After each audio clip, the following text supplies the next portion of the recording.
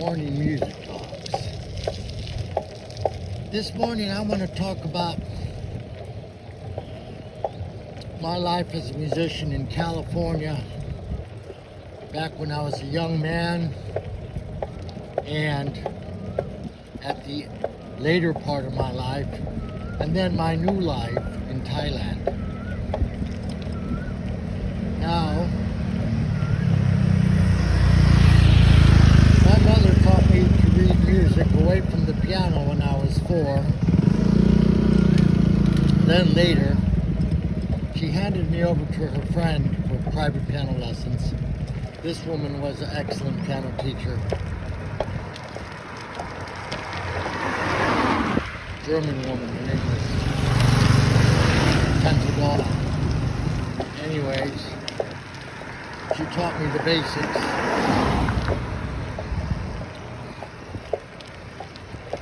Now, I had a little bit of natural ability, but I was a lazy student. I didn't want to practice piano every day. When I came home from school, from grade school, I wanted to ride my Stingray bicycle, not practice piano, but my mom made me practice for half an hour. So at a young age, I developed some pretty good technique, because I love doing the hand-in exercises. And because it was easy, I didn't have to think. Like I said, I was a lazy student. And then working on the new pieces, which were basic classical pieces, I would be lazy. I'd have to get pushed to work on the new sections that I was trying to avoid. Anyway, as years pass, now I'm in high school, still playing piano.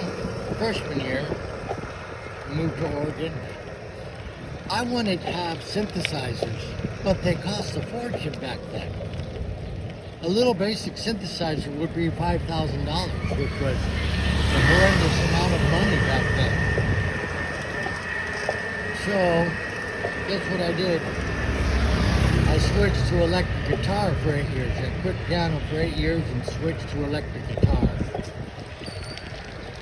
And I developed really good guitar technique.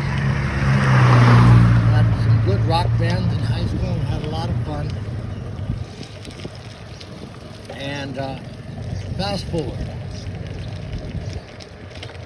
Then moved to California. And I'm in Pasadena. I meet an old man. He lives alone. He has a nice Steinway in his house. And I played some scales for him, and he could tell that I had some good formal training. So, he found me a teacher from Juilliard, and when I met the teacher from Juilliard, he played some Chopin etudes for me. My jaw fell to the floor. I never heard such excellent piano music right in front of my face. I was so motivated that was the end of the guitar. It went back in the case, and I got back into piano again. And I studied with this teacher. Later on, he ended up moving in with me because he wanted to write film scripts. And I had a 2-bedroom apartment that my grandfather gave me. And so I gave him a room for free, and he would give me intense training, and I learned so much from him.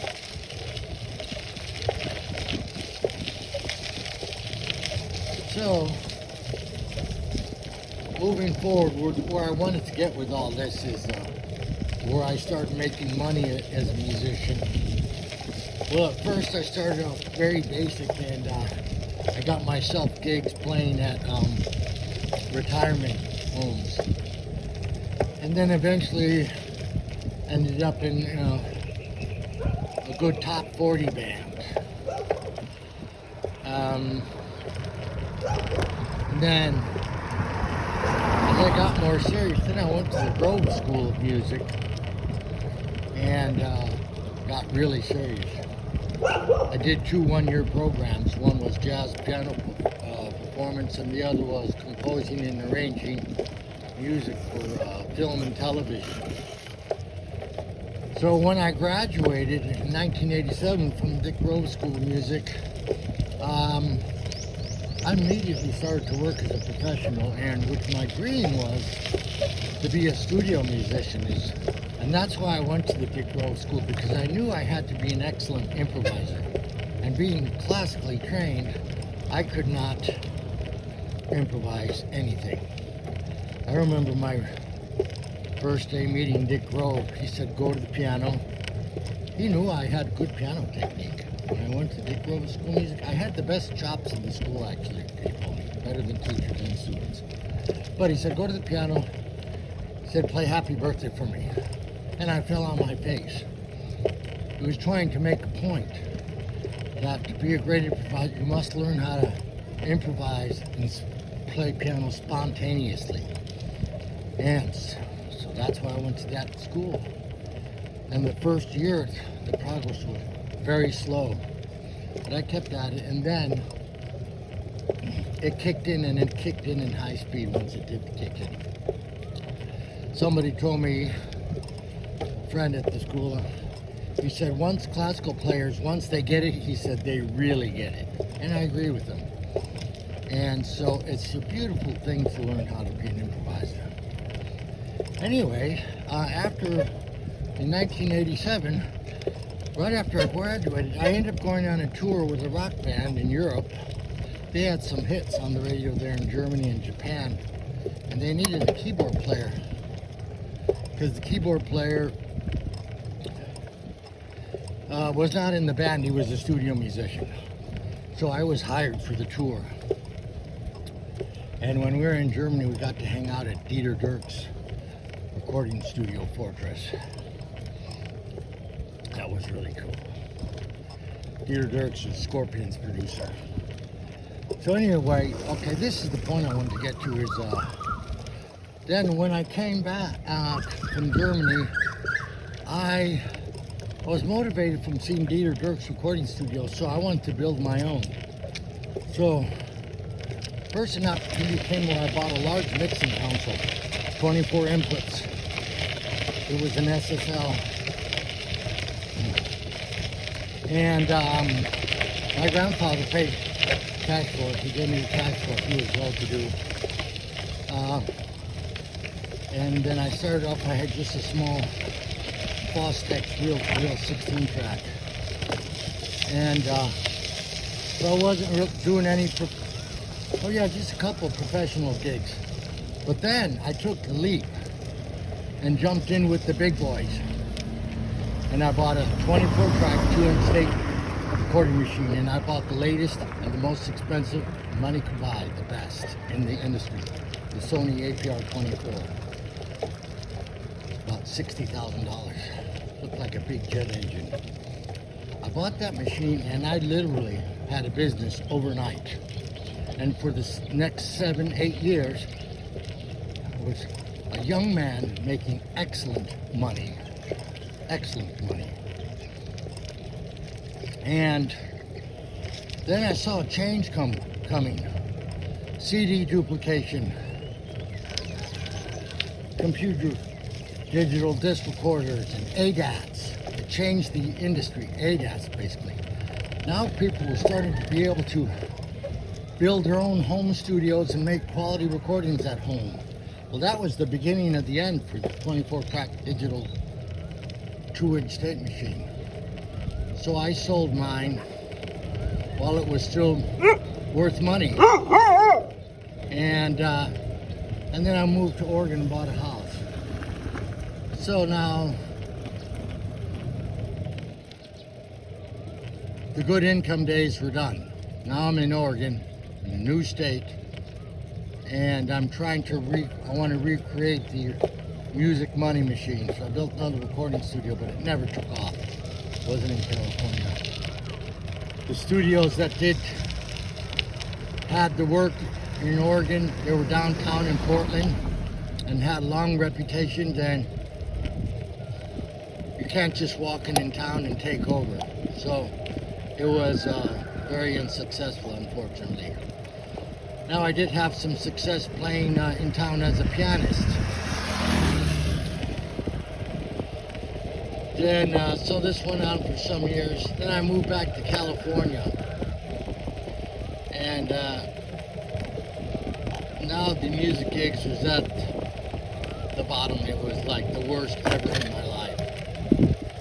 You know, at one time, California, every hotel had a pianist 7 days a week. Now I'm in California, and you're lucky if you can find a hotel that has a pianist 1 day a week. And to get that gig, someone would have to die. So it really sucks. So I created another money machine. When I was a musician, I said, I'm going to study some other trade. So, because I knew at one time in my life that there would be difficult times earning money as a musician. So I didn't want to work at 7-Eleven, so I studied electronics.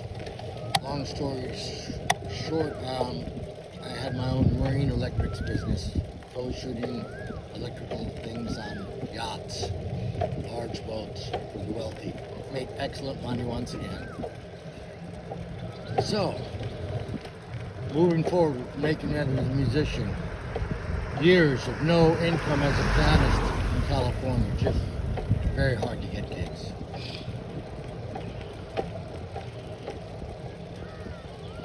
And the pay was shit, so I wasn't really interested. Now we're talking about, you know, playing bars and that kind of crap. So here's what changed though in my life dramatically. When COVID came out, I always wanted to go out in the streets and see what happened if I played for tips. And so COVID comes out, it's December, it's Christmas time, and the elections are going on in the United States.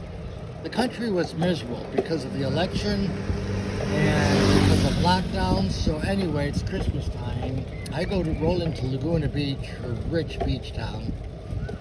Probably the most expensive place to live in the United States. And I roll in front of Whole Foods food store at nighttime. It's evening, about 6 o'clock, so the store's open for a few more hours.